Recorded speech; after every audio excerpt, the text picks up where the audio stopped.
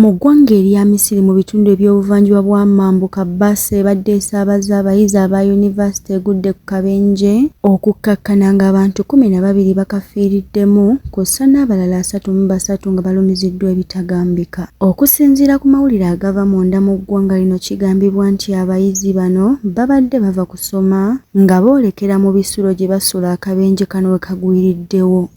Ng'akabenje kano kamaze okubalukawo, ambyulensi zituuse mu kifo okusobola okuddusa abadde balumiziddwa mu ddwaliro okufuna obujjanjabi, wabula minisitule y'ebyobulamu tennaba kufulumya mbeera bano gye balimu kati. We twogerera, minisitule y'ebyobulamu tennaba kufulumya kyaviiridde ku kabenje kano, wabula ye omugoba wa bbaasi eno akwatiddwa okusobola okuyambako poliisi mu kunoonyereza.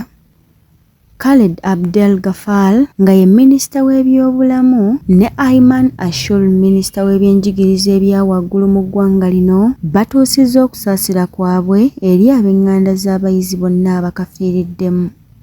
Okusinziira ku kunoonyereza, obubenje obufaanaganako na kano butera nnyo okulabwako munda mu ggwanga lino erya Misiri ng'abantu abali mu nkumi n'enkumi be batera okufiira mu bubenje bw'enguudo buli mwaka era nga butera kuva ku nguudo mbi, okuvugisa ekimama kw'ossa n'abagoba b'ebidduka obutagoberera mateeka g'enguudo.